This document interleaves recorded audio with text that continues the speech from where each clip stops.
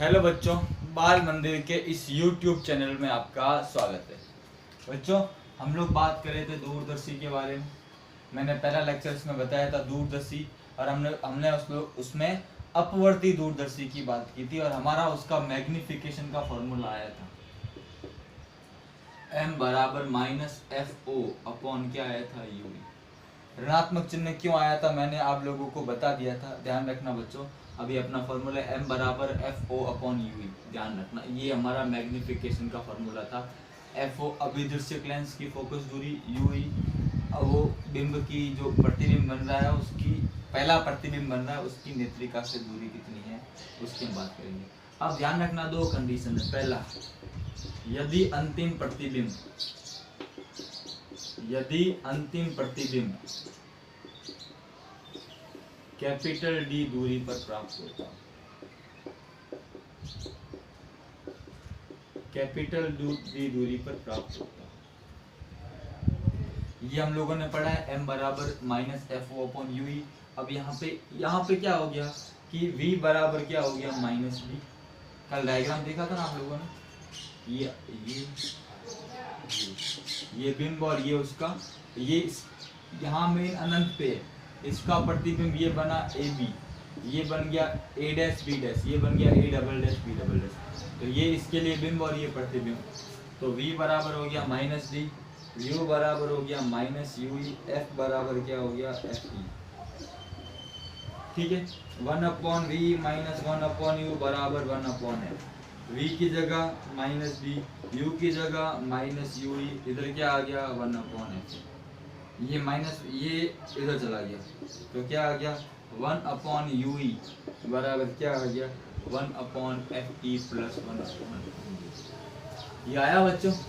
अब रखें यहाँ पे, अतः कैपिटल M बराबर माइनस एफ ओ अपॉन ये मान कितना हो गया, यू 1/यू की जगह 1 upon F E plus 1 upon D. ये फॉर्मूला, अगर मैं यहाँ से क्या करूँ एफ ई ले लूँ बाहर, तो यहाँ क्या हो गया एफ ई बाहर आ गया, इधर तो एफ ई है नहीं, तो यहाँ क्या करना पड़ेगा F O upon F E. ठीक है, यहाँ से अगर एफ ई बाहर ले लूँगा तो हम क्या कर सकते हैं, इसको ऊपर एफ ई से क्या करना पड़ेगा, गुणा करना पड़ेगा इसमें। तो फॉर्मूला क्या आ जाएगा बच्चों 1 प्लस एफ ई अपॉन क्या आ जाएगा एफ ई बाहर। ये फॉर्मूला बच्चों आप लोगों को क्या करना है, क्या m बराबर minus F O upon F E 1 plus F E upon D. कब, जब अंतिम प्रतिबिंब कहाँ प्राप्त हो, डी। दूसरा, यदि अंतिम प्रतिबिंब कहाँ हो बच्चों, अनंत पर प्राप्त हो। कहाँ प्राप्त हो बच्चों, अनंत पर प्राप्त। तब क्या हो जाएगा, सिर्फ v बराबर क्या हो गया अनंत, u बराबर क्या हो गया माइनस यू, f बराबर क्या हो गया f। तो 1 upon V minus 1 upon U बराबर 1 अपॉन एफ।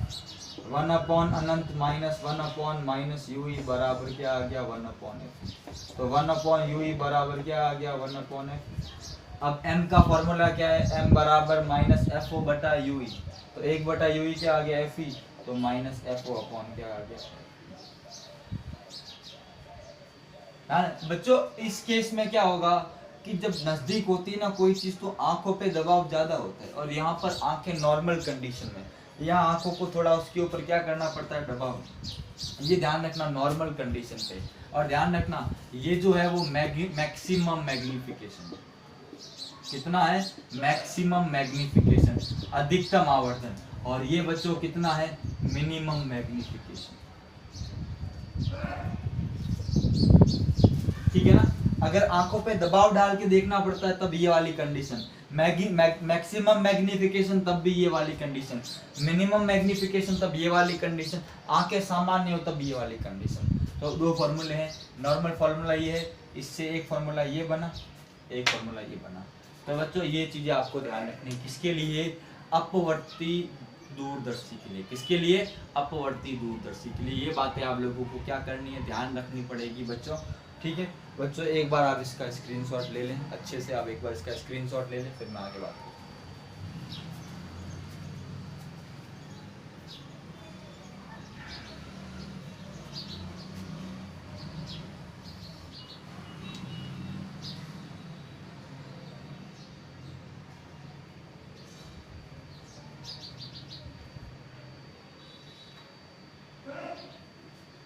बच्चों मैंने आपको बताया था कल, दूरदर्शी की लंबाई अगर पूछ ले तो यहाँ लिखता हूँ, दूरदर्शी की लंबाई L बराबर क्या है, FO प्लस, तो ये भी एक सूत्र आपको क्या करना है, ध्यान रखना। तो बच्चों ये फॉर्मूले है किसके लिए, कौन सी दूरदर्शी की हम बात कर रहे हैं बच्चों, हम लोग बात कर रहे हैं अपवर्ती दूरदर्शी। कौन सी दूरदर्शी बच्चों, अपवर्ती, रिफ्रैक्टिंग टेलीस्कोप की बात कर रहे हैं बच्चों, ध्यान रखना बच्चों। अब हम आगे बात करते हैं, एक न्यूमेरिकल करते हैं, फिर मैं दूसरी वाले की बात करता हूँ। एक न्यूमेरिकल करते हैं बच्चों।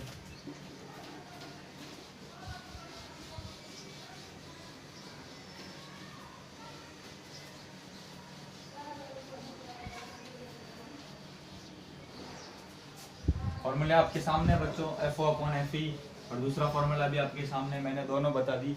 एक न्यूमेरिकल करते हैं बच्चों कि एक खगोलीय अपवर्ती दूरदर्शी, खगोलीय अपवर्ती दूरदर्शी की लंबाई कितनी है बच्चों, खगोलीय अपवर्ती दूरदर्शी की लंबाई 150 सेंटीमीटर। यदि अंतिम प्रतिबिंब अनंत पर हो, यदि अंतिम प्रतिबिंब अनंत पर हो तो आवर्धन कितना है बच्चों, 5। प्लस माइनस नहीं गिवन है तो उसको नहीं लेना, कितना है, 5 है। तो FO व FE ज्ञात करो। अभिदृश्यक लेंस की फोकस दूरी और नेत्रिका की फोकस दूरी ज्ञात करो बच्चों।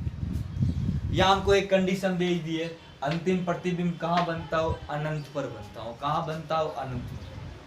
तो बच्चों इसको पॉज करें, अपने आप सॉल्व करें, मैं यहाँ पे सॉल्व करता हूँ इसको, आप लोग पॉज करके इसको सॉल्व जरूर करना बच्चों, प्रॉमिस है करना, ऐसा नहीं झूठा मोटा सर्ट तो करवाए नहीं, अपने आप न्यूमेरिकल नहीं करोगे तो नहीं होगा, ठीक है बच्चों।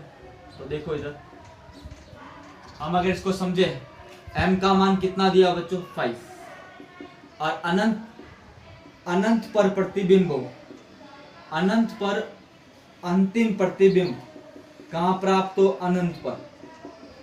अंतिम पर प्रतिबिंब कहाँ प्राप्त हो, अनंत पर प्राप्त हो। कहाँ प्राप्त हो, अनंत पर प्राप्त हो। तो m बराबर क्या होता है, -FO/FE। माइनस को छोड़ दो एक बार, तो 5 बराबर क्या हो गया, FO/FE। तो FO बराबर कितना हो गया, 5FE। समीकरण नंबर 1 क्या आ गया, समीकरण नंबर 1। दूसरा L बराबर क्या होता है, FO प्लस UE। और आपको पता है यदि प्रतिबिंब कहाँ हो, अनंत पर हो, यदि अंतिम प्रतिबिंब कहाँ हो बच्चों, अनंत पर हो, कहाँ हो, अनंत पर हो, तो UE बराबर क्या होता है बच्चों, FE होता है। क्या होता है, FE। तो L बराबर FO प्लस FE।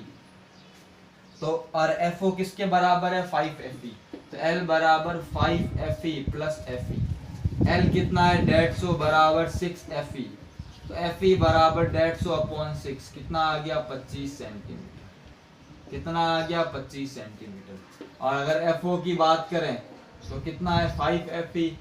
FO बराबर 5 × 25, FO बराबर 125 सेंटीमीटर। कितना आ गया, 125 सेंटीमीटर।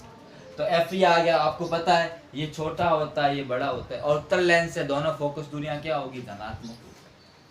तो बच्चों इस तरह से न्यूमेरिकल आपको क्या करना है, सॉल्व करना है। मेरी बात समझ में आ रही होगी आपको, उम्मीद यही करता हूँ। तो बच्चों इस तरह से इसको आप एक बार नोट कर लें, स्क्रीनशॉट ले लें। कोई डाउट हो तो आप मुझे मैसेज कर सकते हैं पर्सनली, इसको एक बार नोट कर लें, फिर हम आगे बात करें।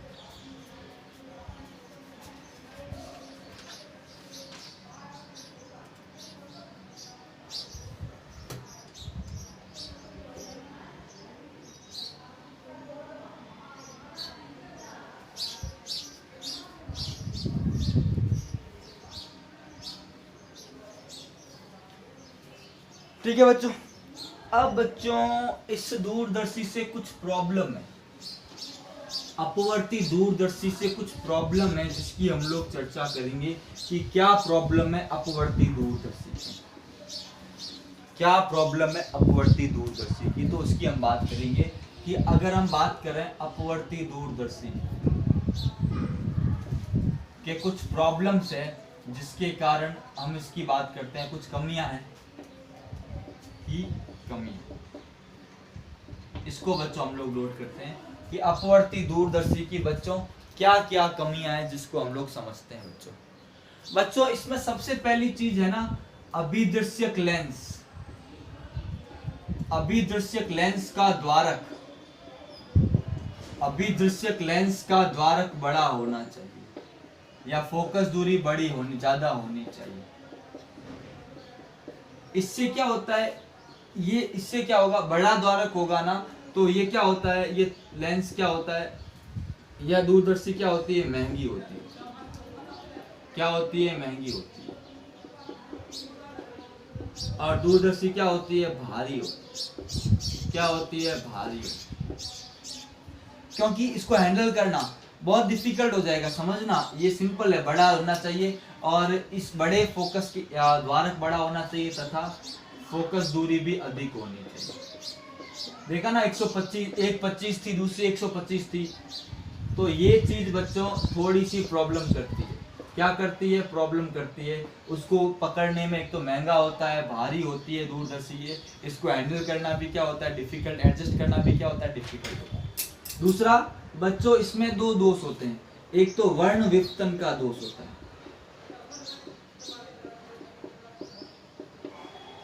और दूसरा तीसरा गोलीय विपतन का दोष होता है।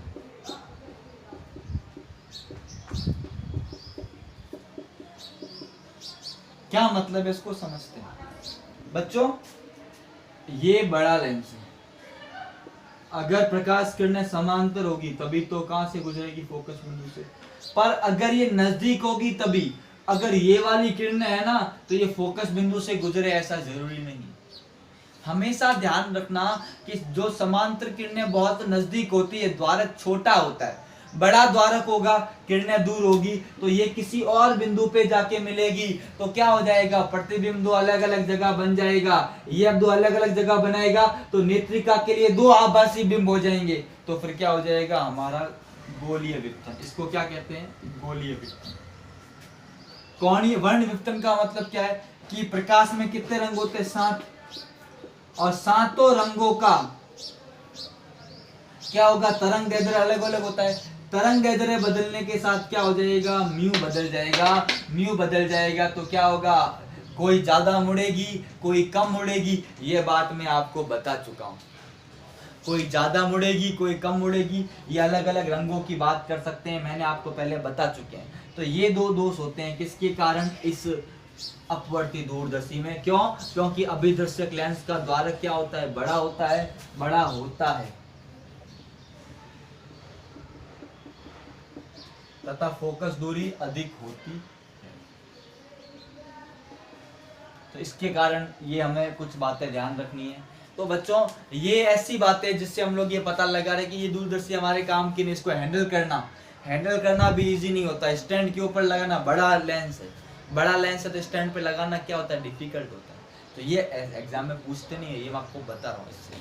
तो इसकी कमी को दूर करने के लिए हम लोग क्या करते हैं, हम लोग परावर्ती दूरदर्शी का उपयोग करते हैं। किसका उपयोग करते हैं, परावर्ती दूरदर्शी का उपयोग करते हैं। किसका उपयोग करते हैं, परावर्ती दूरदर्शी का। यही हम समझेंगे। इन कमियों के कारण ही हम लोग एक नई दूरदर्शी पढ़ते हैं जिसको हम लोग क्या कहते हैं, परावर्ती दूरदर्शी। तो बच्चों एक बार आप इसका स्क्रीनशॉट ले लीजिए। एग्जाम के पॉइंट ऑफ व्यू से इतना इंपॉर्टेंट नहीं है, पर आपको समझना है कि हमें परावर्ती दूरदर्शी की जरूरत क्यों पड़ी, हम लोग उसको क्यों पढ़ रहे हैं, इसकी हम लोग बात करेंगे। तो बच्चों एक बार आप इसका अच्छे से स्क्रीनशॉट ले लें, फिर आगे बात करते हैं।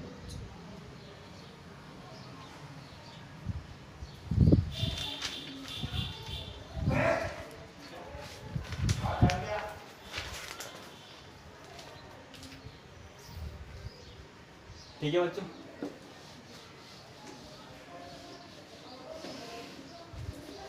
बच्चों, अभी हम लोग बात करेंगे परावर्ती दूरदर्शी के बारे में।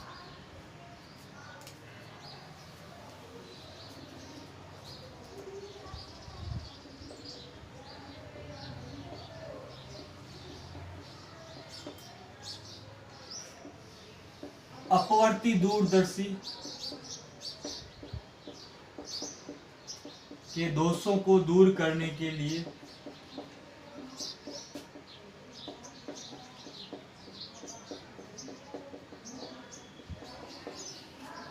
परावर्ती दूरदर्शी उपयोग में लाई जाती है।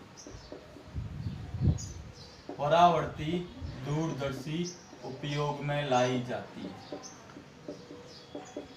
परावर्ती दूरदर्शी उपयोग में लाई जाती है। इसमें परवलयाकार अवतल लेंस, अवतल दर्पण का उपयोग किया जाता है। उपयोग किया जाता है। ये सबसे इंपॉर्टेंट पॉइंट है बच्चों, परवलयाकार अवतल दर्पण। बच्चों किसका उपयोग करते हैं? परवलयाकार अवतल दर्पण का उपयोग करते हैं बच्चों, सबसे इंपॉर्टेंट पॉइंट है। इसके कारण क्या होगा? और दर्पण है तो इसमें क्या होगा? इसमें हम वर्ण विपतन नहीं होगा। वह दूसरा हम लोगों ने बात किया था गोलीय विपतन, वर्ण विपतन व गोलीय विपतन का दोष नहीं होता। दर्पण है तो वर्ण विपतन का तो होने से रहा, और परवलयाकार आकार का होता है, इसलिए गोलीय विपतन का दोष नहीं होता। दो चीजें, वर्ण विपतन का दोष कब होगा? जब लेंस से प्रकाश एक माध्यम से दूसरे माध्यम में जाएगा। और दूसरा, गोलीय विपतन का दोष क्यों नहीं होता? क्योंकि परवलयाकार और बहुत हल्का होता है।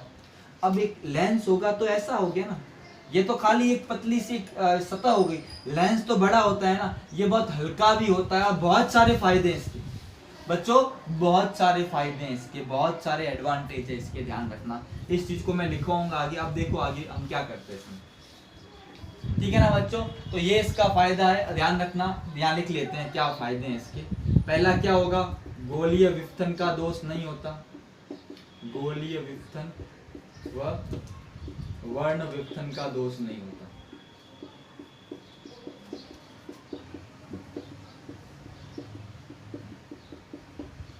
और दूसरा, बहुत हल्का, ये बहुत हल्का होता है, सस्ता होता है, बहुत आसानी से इसको एडजस्ट कर सकते हैं। ये सारी फायदे हैं, ठीक है ना बच्चों। तो ये बात आपको ध्यान रखनी है बच्चों, ये चीज है ना मैं बता रहा हूं ताकि आपको समझ में इसका फायदा क्या। अब क्या होगा कि हम लोगों ने क्या किया, एक परवलयाकार गोलीय दर्पण लिया, ऐसा बना रहा हूं इसको, अवतल दर्पण है, ठीक है। इसमें बीच में क्या कर दिया, छोटा सा छेद कर दिया, ठीक है बच्चों। अब बच्चों क्या होगा, ये अवतल दर्पण है। कैसा दर्पण है? बीच में से मैंने इतनी जगह को हटा दिया, अवतल दर्पण है। अब बच्चों यहाँ पे ये इसका मुख्य अक्ष है।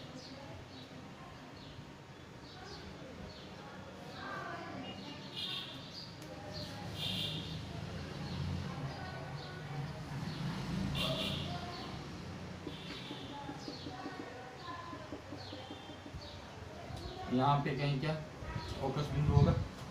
ये समांतर किरणें हैं बच्चों,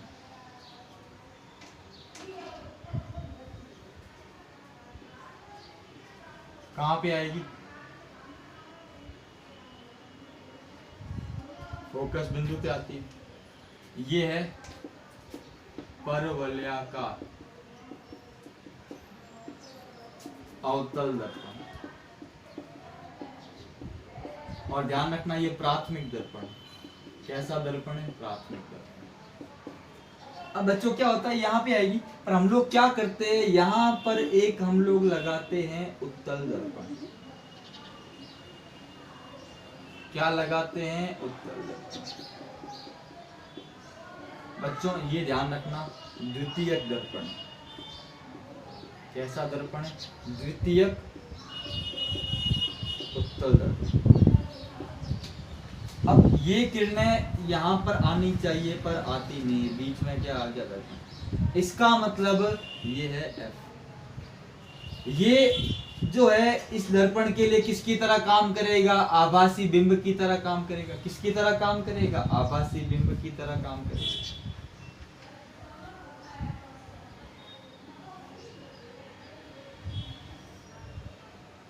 किसकी तरह काम करेगा बच्चों? आभासी। ये बीच में इतनी जगह है ना, ऐसे ऐसा आगे यहाँ पे लेंस लगा होता है, ठीक है, ये इसके लिए आभासी बिंब की तरह। ये क्या करेगा? इसको और आगे लेके जाएगा बच्चों।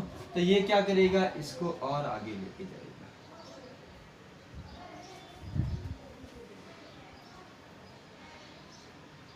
और यहाँ हमारे क्या लगा होता है? नेत्रिका। नेत्रिका लेंस। और इस प्रकार से हमें यहाँ पे प्रतिबिंब प्राप्त होता है, ये नेत्रिका होती है। तो ये प्रोसेस बच्चों आगे चलता है। तो बच्चों आपको ध्यान रखना है कि यहाँ पर फायदा क्या हो गया, इस दर्पण के कारण बहुत सारे फायदे हो गए। दो दर्पण, ये अवतल दर्पण, ये उत्तल, ये प्राथमिक और ये क्या कर रहा है कि समांतर किरणें दूर से आई या फोकस पे आनी चाहिए, बीच में हमने क्या लगा लिया? उत्तल दर्पण। ये किरणें टकरा के यहाँ से आगे और चली गई, यहाँ पे बिंब बना। ये नेत्रिका क्या करती है? इसका वापस एक और क्या बनाएगी? यहाँ पर हमारा क्या होगा? आंख होती है, इसका और क्या करेगी? आगे प्रतिबिंब बनाएगी। इस प्रकार से हमको अंतिम प्रतिबिंब प्राप्त होता है। तो बच्चों ये वाली बात आपको क्या करनी है? ध्यान रखनी है बच्चों। तो ये हमारा हो गया परावर्ती दूरदर्शी। तो यहाँ पर बात क्या ध्यान रखनी है कि अपवर्ती दूरदर्शी के गोलीय विपतन और वर्ण विपतन के दोषों को दूर करने के लिए हल्का भी होता है, काफी सारे दोषों को दूर करने के लिए इसका उपयोग करते हैं बच्चों हम लोग। आप एक बार इसका स्क्रीनशॉट ले ले बच्चों।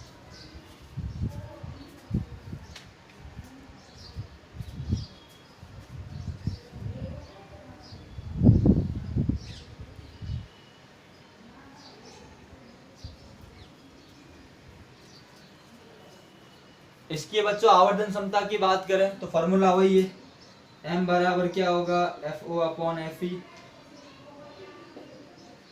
और दूसरा m बराबर FO upon FE 1 plus FE upon D। दोनों फॉर्मूले बच्चों आपको ध्यान रखने।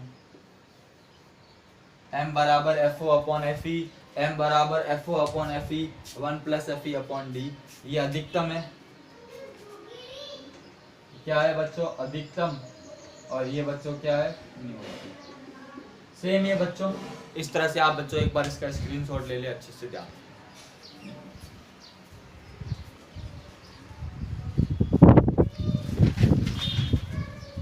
ठीक है बच्चों, तो इस तरह से हमारी दूरदर्शी का टॉपिक हम लोगों ने क्लियर कर दिया, 2 लेक्चर में पूरा हो गया। अब नेक्स्ट टॉपिक है बच्चों मानव आंख, जो हम अगले लेक्चर में चर्चा करेंगे। किसके बारे में? मानव आंख के बारे में। किसके बारे में बच्चों? मानव आंख के बारे में। आज के लिए इतना ही बच्चों। वीडियो को आप ज्यादा से ज्यादा देखें। अब आपने देखा होगा बाल मंदिर का रिजल्ट भी काफी अच्छा रहा, कुछ काफी अच्छा रिजल्ट रहा, संतोषजनक रहा कोरोना के हिसाब से।